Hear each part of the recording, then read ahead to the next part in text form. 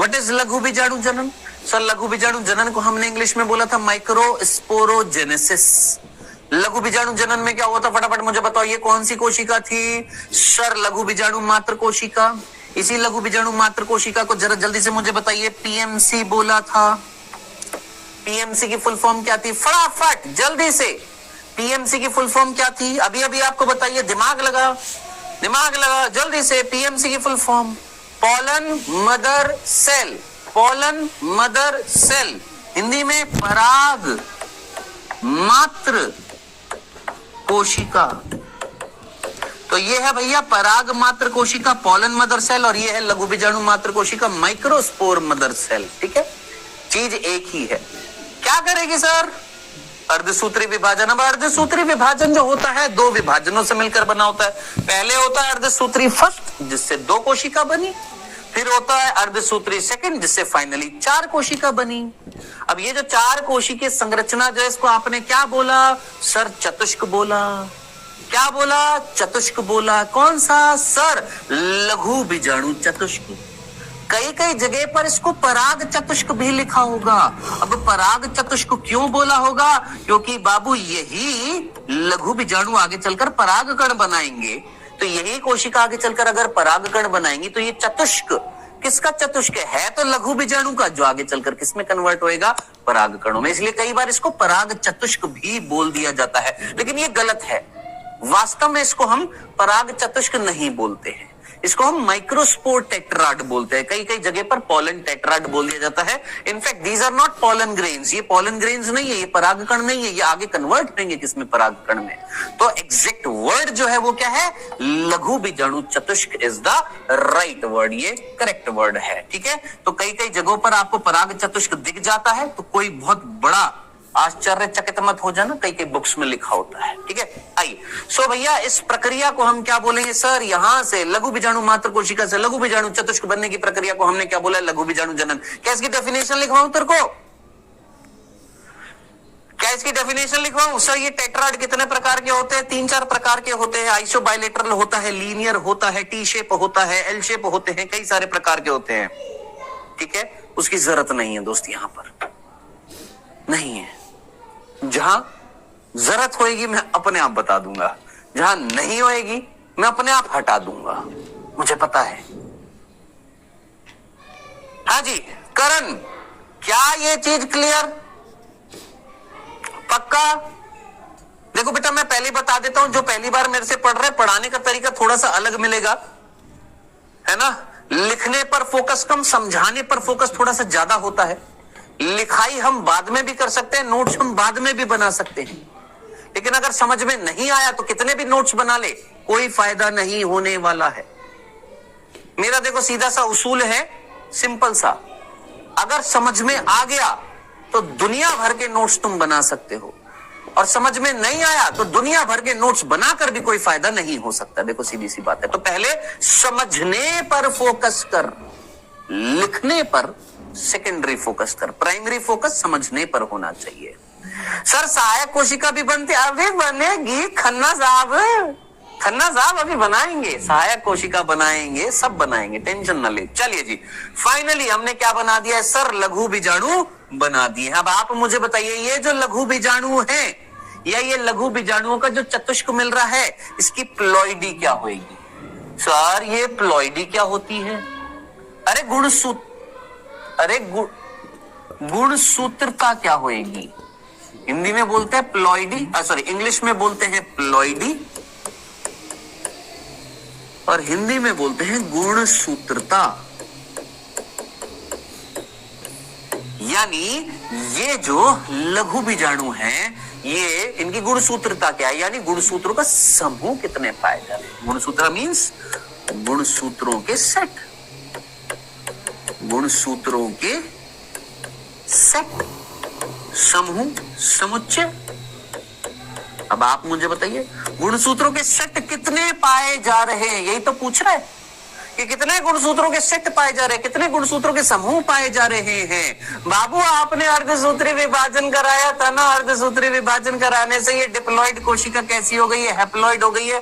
तो जब यहाँ पर लिखा हुआ है पीछे हैप्लॉइड, तो आप सीधा आंसर बोलेंगे सर लघु बीजाणु चतुष्क की अगर गुणसूत्रता पूछे, प्लॉइडी पूछे, आप सीधा आंसर देंगे कैसे होते हैं, हैप्लॉइड होते हैं। और मुझे पता है आप में से मैक्सिमम बच्चों ने आंसर लिख भी दिया है।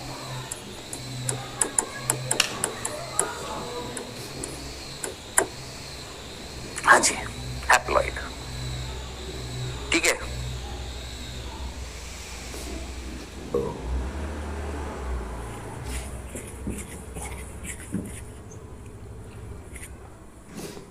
क्रोमोसोम नंबर हाफ हो जाती है। सर ये अर्धसूत्री सेकंड क्यों करा दिया सर, जब यहां पर ये इससे 2 हैप्लॉइड कोशिका बना दी है तो आपने फिर अर्धसूत्री 2 क्यों कराया है? ज्यादा से ज्यादा युग्मक बनाने यार, युग्मकों की संख्या ज्यादा बनानी कि कम बनानी है? नर युग्मकों, एक मादा युग्मक के पास करोड़ों नर युग्मक जाने हैं, तो जरा सोच बहुत सारे नर युग्मक बनाने पड़ेंगे कि नहीं बनाने पड़ेंगे? हाँ सर, बहुत सारे नर युग्मक बनाने हैं। हाँ सर। अब ह्यूमंस में और प्लांट्स में थोड़ा सा डिफरेंस होएगा। ह्यूमंस में नर जो होता है ना, वहां से जब युग्मक बनते हैं तो मियोसिस 1 भी होता है, मियोसिस 2 भी होता है। तो शुक्राणुओं की संख्या एक ऐसे ना, मतलब पढ़ोगे ह्यूमन रिप्रोडक्शन में, ये शुक्र जनक कोशिकाएं होती है या शुक्राणु जन कोशिकाएं होती है ना। वो शुक्राणु जन कोशिकाओं से 4 शुक्राणु बनते हैं। लेकिन वहीं जब आप मादा में पढ़ेंगे तो एक अंड जन कोशिका होती है या अंड जननी कोशिका होती है, वहां से केवल एक अंडाणु बनता है। तो वो जब आएगा तब वहां पर बात करेंगे। अभी इस चीज को समझना, ये क्यों कराया, ताकि युग्मकों की संख्या को बढ़ाया जा सके। हाँ जी, ये सिंपल सा ये प्रश्न था। आई होप इतनी सी बात समझ में आ गई होगी, यहां तक की बात क्लियर हो गई होगी। ठीक है, चले पक्का। अरे बस यार, कितने कमेंट करते हो, कसम से मैं थक गया हूं। मैं सोच रहा हूं हेमंत बाबू कि चुपचाप आराम से पढ़ाई कर लोगे। सर क्लास कहां से डाउनलोड करें, ये वाली? ये कई बच्चों के ये भी कमेंट आ रहे, सर वो डाउनलोड वाला ऑप्शन हट गया। डाउनलोड वाला ऑप्शन हटा नहीं है, उस जगह से हट गया जहां पर आपको दिखाई देता था। अब आप अपनी बैच में बॉटनी में जिस चैप्टर पर जाएंगे, उस चैप्टर पर क्लिक करेंगे, उसके लेक्चर के सामने डाउनलोड का ऑप्शन होएगा, तो वहीं जाकर आपको सर्च करना पड़ेगा, वहीं पर वो डाउनलोडेड दिखाई देगा, और कुछ नहीं है। चलो जी आगे बढ़ते हैं। नेक्स्ट, अब लघु बीजाणु से क्या बनाने वाले हैं सर? परागकण बनाने वाले हैं। लघु बीजाणु से किसका निर्माण करने वाले हैं? परागकणों का निर्माण करने वाले हैं। हम क्या करने वाले हैं सर? लघु बीजाणु से परागकण का निर्माण करने वाले हैं। अब ये थोड़ा सा कॉम्प्लिकेटेड होता है, प्लीज इसको समझने की कोशिश करिएगा, प्लीज ध्यान से सुनिएगा, और थोड़ा सा चैटिंग बंद करना। सर कल क्लास 4:45 तक हुई थी। हाँ बेटा, आज भी होगी, बंद थोड़ी ना हो रही है क्लास, टाइम थोड़ी ना खत्म हुआ है अभी पढ़ा रहा हूँ बेटा, मैं पढ़ा रहा हूँ, क्लास नहीं छोड़ कर जा रहा। तुम बेटा तुम ऐसे नहीं मानोगे, रुक जाओ। चलो, मेरे को बात करनी होगी, मैं अपने आप कर लूंगा। जिसको पढ़ना है वो सीरियसली पढ़ेगा, जिसको नहीं पढ़ना है वो बहुत बातें करेगा। आइए, किसकी बात करने वाले बेटा? यहाँ पर लघु बीजाणु से हम क्या बनाने वाले हैं? परागकण। दिस इज लघु बीजाणु। हाँ सर, ये लघु बीजाणु है। आराम से देखना, ये कौन है सर? लघु बीजाणु है। मैं भी बनाऊंगा, तुम भी बनाओ, हम सब बनाएंगे, पूरी दुनिया बनाएगी। ये लघु बीजाणु है। इस लघु बीजाणु के अंदर ये अगुणित कौन था सर? केंद्रक था। मैंने कहा ठीक है। अब इधर देखना, इस लघु बीजाणु से क्या बनाने वाले सर? परागकण बनाने वाले हो। लघु बीजाणु से जब परागकण बनाओगे तो पोषणीय पदार्थ अंदर भरता जाएगा। खोल रहा हूं, प्लीज बातें मत करना। आप सभी से रिक्वेस्ट रहेगी प्यारे बच्चों, प्लीज अदर देन पढ़ाई मत कमेंट करना। मैं डाइवर्ट हो जाता हूं पढ़ाते हुए, तो जो कोई लॉजिकल डाउट भी होएगा वो दिख नहीं पाता है। हाँ जी, लघु बीजाणु से जब तुम परागकण बनाओगे तो उस लघु बीजाणु के अंदर पोषणीय पदार्थ डालोगे। कहां से डालोगे? अरे टैपिटम देगी, अरे मिडिल लेयर से नहीं आया होगा, आया होगा ना पोषणीय पदार्थ, इसके अंदर जाएगा। हाँ सर। अब सर सोचो, वो पोषणीय पदार्थ इस कोशिका के अंदर, इस पादप कोशिका के अंदर कहां पर जाकर इकट्ठा होएगा? सेल चैप्टर अगर सुने हो, पढ़े हो, एक कोशिका के अंदर मटेरियल कहां जाकर स्टोर होता है, कहां जाता है? कोई रस के रूप में, कोई रस के रूप में अंदर भरता जाता है। हाँ सर, तो जरा सोचो, इसके अंदर एक बड़ी सी रसधानी, एक केंद्रीय रसधानी जो होगी वो बनती जाएगी। हाँ सर, अब रसधानी बनने से केंद्रक सरक जाएगा एक दिशा में। हाँ सर, और ये जनाब ये रसधानी बन गई, जिसके अंदर पोषणीय पदार्थ हमने डाल दिया।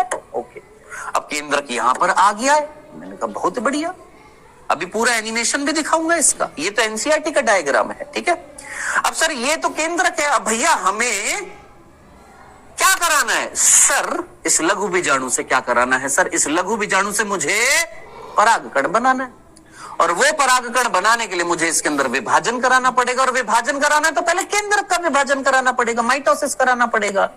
और केंद्रक का अगर विभाजन कराना है तो केंद्रक तो यहां पर है, और अगर केंद्रक यहां पर है, इस ध्रुव पर है, तो केंद्रक आवरण हटता है। हाँ सर, केंद्रक आवरण हटता है गुणसूत्र मध्य रेखा पर, लेकिन मध्य रेखा तो सारी की सारी इस रसधानी ने घेर ली। सारी की सारी किसने घेर ली है? सर इस रसधानी, हाँ दो रसधानी होती है, फ्यूज्ड हो जाती है। हाँ जी, सारी की सारी जगह तो रसधानी ने घेर ली है। तो अब आप मुझे बताइएगा, क्या यहां पर केंद्रक आवरण जब हटेगा, केंद्रक आवरण जब हटेगा, रसधानी यही रहेगी, ध्रुवों पर कौन है? सर यहां पर तारक केंद्र हैं, और यहां पर ये गुणसूत्र हैं, गुणसूत्र यहीं पर हैं। हाँ सर, अब जरा सोचिएगा, दिमाग लगाइएगा, एक यहां से तरकु तंतु आ रहे हैं और एक यहां से आएंगे। अब यहां पर इस ध्रुव पर पहुंच नहीं पाएगा, तो इस तारक केंद्र को इस ध्रुव की जगह यहां पर आना पड़ता है। कहां पर? इस क्षेत्र के पास में आना पड़ता है, यहां पर इस रसधानी के नीचे। अब यहां से जब ये आएगा तो जरा दिमाग लगाइए, यहां से तारक केंद्र से तरकु तंतु और यहां के तारक केंद्र से तरकु तंतु, क्या दोनों की समान लेंथ है या दोनों समान नहीं है? सिमेट्रिकल है कि एसिमेट्रिकल है? क्या यहां पर सिमेट्री मिलेगी, सममिति मिलेगी, बराबरता मिलेगी? बराबर है कि नहीं है? समान है, समान है। अरे दिमाग लगा, समान है क्या? नहीं बेटा, सोचो, एसिमेट्रिकल है, कोई सिमेट्री नहीं है, यहां पर सम्मिति नहीं होएगी। जब सम्मिति नहीं होएगी तो यहां पर जब विभाजन होएगा तो ये जो तंतु जो हैं ये कैसे हैं? असम्मिति वाले तंतु हैं, एसिमेट्रिकल हैं, जिसकी वजह से यहां पर जब केंद्रक का विभाजन होएगा तो दो केंद्रक बनेंगे, एक वो जो यहां पर बनेगा और एक वो जो ऊपर की तरफ बनेगा। जो ऊपर की तरफ बनेगा वो बड़ा होएगा और जो नीचे की तरफ बन रहा है वो छोटा, मतलब कुल मिलाकर दो केंद्रक बनेंगे, एक छोटा केंद्रक और एक बड़ा केंद्रक। छोटा केंद्रक जो होता है उसको हम क्या बोलते हैं? जनन केंद्रक या प्रजनन केंद्रक, और जो बड़ा जो होता है उसको हम बोलते हैं कायिक केंद्रक। हाँ जी, क्या बोला मैंने?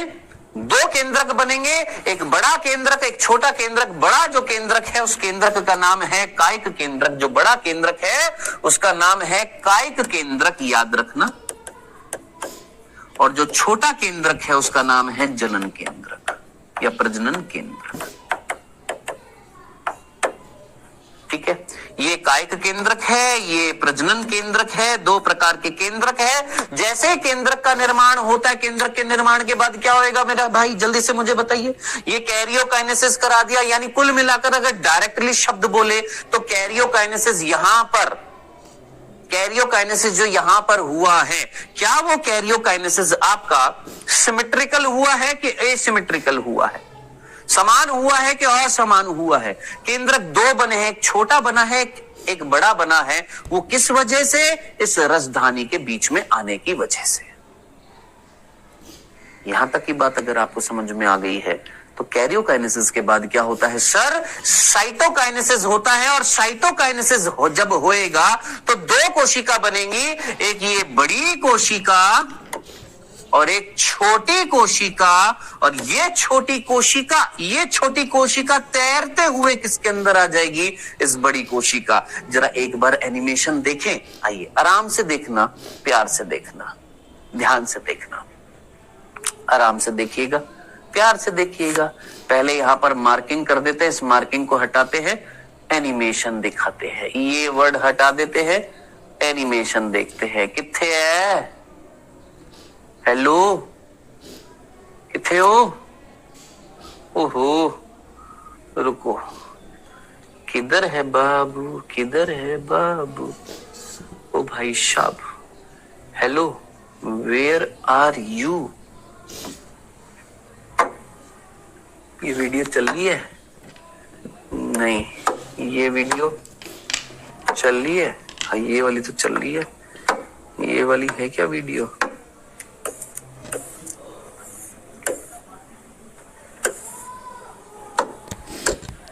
इधर चल रही है? हाँ, ये रहा ना, ये रिया, ये रिया, ये रिया, ये रिया। आराम से देखना बेटा।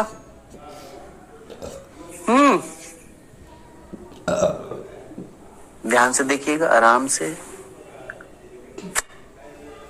स्टार्ट। कौन? ये पूरा है, ये पूरा एनिमेशन है, सारा का सारा एनिमेशन है, ठीक है। वैसे तो मैं ये कल दिखाने वाला था, लेकिन चलो देख लेते हैं, वापस से देखते हैं। ध्यान से देखना। अंदर है कौन? कौन है? लघु बीजाणु मात्र कोशिका। बड़ी करके दिखाते हैं। This is microspore mother cell. क्या आएगा इसमें? अर्धसूत्री विभाजन। पहला 2 कोशिका बनी, दूसरा 4 कोशिका बन गई है। Okay sir. 4 लघु बीजाणु बना दिए? हाँ सर, बना दिए। ये एक लघु बीजाणु ये रहा। इस एक लघु बीजाणु में ये केंद्रक था? हाँ सर। रसधानी होगी, रस भरेगा? हाँ सर, रस भरता जाएगा, बड़ी हो जाएगी रसधानी, केंद्रक सरक जाएगा। अब ये जो केंद्रक जो है एक सिरे पर पहुंच गया है, रसधानी बड़ी हो जाती है, जिसमें तंतु जो है एसिमेट्रिकल, इधर बड़े हैं इधर छोटे हैं। हाँ सर। फाइनली यहां पर केंद्रक का निर्माण होएगा। एक बड़ा केंद्रक होएगा, एक छोटा केंद्रक होएगा। यहां पर बड़ा दिखाना चाहिए था, दिखाया नहीं, अभी दिखा देंगे, शायद दिखा देंगे एनिमेशन में। चलो, ये बड़ा है, ये छोटा केंद्रक है। छोटा केंद्रक जो था वो कोशिका बनाई, वो कोशिका जो थी वो बड़े कोशिका के अंदर आ गई है, और वो कोशिका विभाजित हो गई है और 2 कोशिकाओं का निर्माण कर दिया है। आया समझ में? आया समझ में? आया? फिर से सुनना, वापस से देखना, फिर से देखिएगा। लघु बीजाणु मात्र कोशिका। लघु बीजाणु मात्र कोशिका में क्या हो गया सर? इस लघु बीजाणु मात्र कोशिका में अर्धसूत्री पहला हुआ, अर्धसूत्री दूसरा होएगा। 4 लघु बीजाणु बना दिए हैं। ये एक लघु बीजाणु को अब हम देखेंगे परागकण बनते हुए। ये एक लघु बीजाणु है, ये परागकण बनाएगा। मैंने कहा ठीक है। इस एक लघु बीजाणु के अंदर रसधानी जो है वो भरती जाएगी, भरती जाएगी, भरती जाएगी, रस भरता जाएगा, बढ़ता जाएगा, बढ़ता जाएगा। केंद्रक एक जगह पर सीमित हो जाएगा। केंद्रक एक जगह पर सीमित हो जाएगा तो तर्कु तंतु जो होंगे ध्रुवों से आने वाले, वो समान नहीं होंगे। जब समान नहीं होंगे तो केंद्रक का विभाजन समान नहीं होएगा। एक बड़ा केंद्रक होता है, एक छोटा केंद्रक होता है। केंद्रक के विभाजन के बाद कोशिका द्रव्य का विभाजन होता है। एक बड़ी कोशिका, एक छोटी कोशिका। छोटी कोशिका बड़ी कोशिका के अंदर है। हाँ, और वो छोटी कोशिका फिर से विभाजन करके 2 कोशिका में बदल गई है। हाँ, अब आप मुझे बताइएगा, क्या आपको एक बड़ी कोशिका और 2 छोटी कोशिका दिखाई दे रही है? सर, हम लोग फिगर कैसे बनाए? यार तुम यार बेटा, तुम ये डायग्राम बनाओगे जो एनसीईआरटी के हैं बेटा।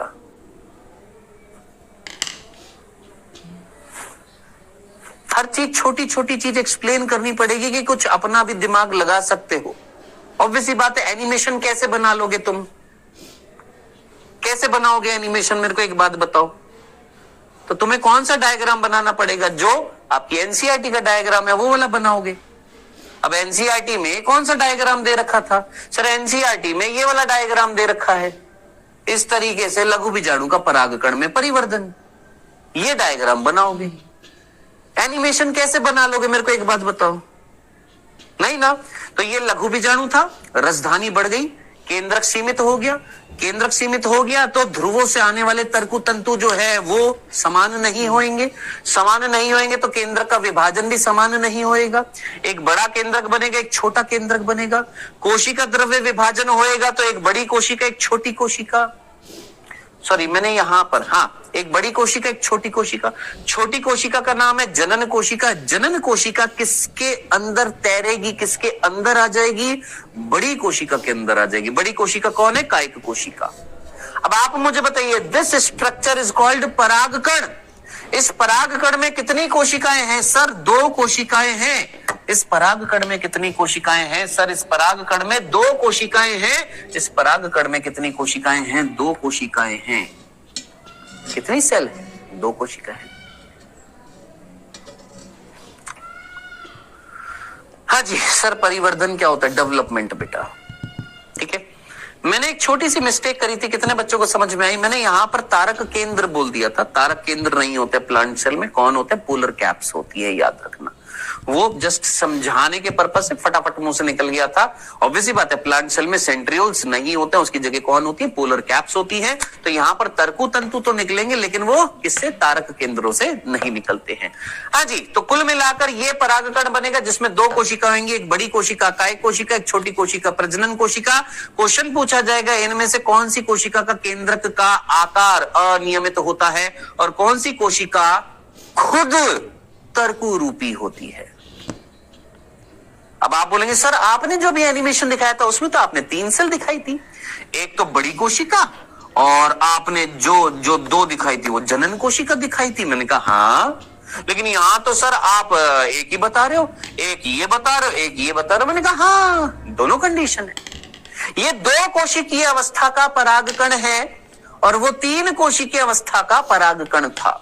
यहां पर कितनी कोशिकाएं दिख रही हैं सर? 2, एक बड़ी कायिक कोशिका, एक छोटी प्रजनन कोशिका।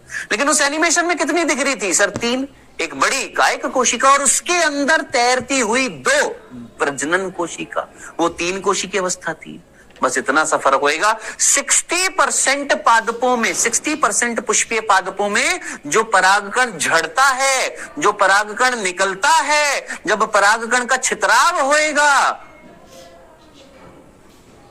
तो 2 कोशिका अवस्था में होता है।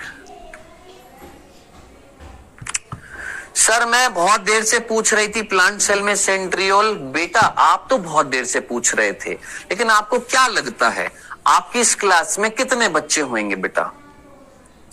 आप मुझे बताइए, आपको क्या लगता है आपकी इस क्लास में कितने बच्चे होंगे? 3, 4, 5, 30, 40, 50, 60, 80, 100 होंगे? इतने होंगे? इतने या उससे भी ज्यादा होंगे? हजारों की तादाद में होंगे? वो भी कमेंट कर रहे होंगे आपकी तरह, ये सोचकर कि मेरा कमेंट तो जा रहा होगा ना। आ रहे हैं सबके, लेकिन थोड़ी सी मैच्योरिटी आप दिखाइए। अगर आप सारे के सारे अगर कमेंट कर रहे हैं तो मैं इंसान हूं बेटा, मेरे को उस कमेंट को पकड़ना पड़ेगा, समझना पड़ेगा और फिर रिप्लाई करना पड़ेगा। जितनी देर आप सब कमेंट कर रहे हैं, आप सब में से, हजारों में से अगर एक कमेंट को पढ़ना है तो बाकी कमेंट्स नहीं पढ़ पाऊंगा ना बेटा। तो ये एक थोड़ा सा समझदारी से काम लीजिएगा कि अगर आप कॉपी पेस्ट करे जा रहे तो थोड़ा सा पेशेंस रखिए। और अगर आपका कोई भी डाउट है अगर कोई डाउट है तो आपके पास बहुत सारे साधन है अपने डाउट्स को क्लियर करने के। ठीक है, डाउट सेक्शन में भी है। चलिए आइए थोड़ा सा और पढ़ लेते हैं, टाइम समाप्त हो गया था। ये परागकण है बेटा, इस परागकण में कितनी कोशिकाएं हैं जरा ध्यान से देखना। इस परागकण में बेटा जी आपके पास में 2 कोशिकाएं हैं। ये सबसे बाहर जो है एक संरचना जिसका नाम है बाह्य चोल, ये है अंत्यचोल। ये कौन बना रहा है? बाह्य चोल, अंत्यचोल, कल की क्लास में पढ़ेंगे। ये जनन छिद्र होता है, कैसे बनता है जनन छिद्र? ये हमारी तर्कु रूपी शेप की है। कैसी है? स्पिंडल शेप की सेल है, इसका नाम है जनन कोशिका। ये रसधानी है और ये अनियमित आकृति की कौन होती है? कायिक कोशिका का केंद्रक होता है। ठीक है, ये कायिक, ये जनन कोशिका का केंद्रक, जनन केंद्रक, और ये कायिक कोशिका और उसका ये जो केंद्रक अनियमित आकृति का होता है उसको हम क्या बोलते हैं? कायिक केंद्रक बोलते हैं। ये कायिक कोशिका और इसका ये कायिक केंद्रक। सो दिस इज परागकण। अब इसमें ये एग्जाइम, बाह्य चोल कहां से आया, अंतः चोल कौन है, ये सारी बातें हम कल करेंगे, इसके आगे का हम कल पढ़ेंगे।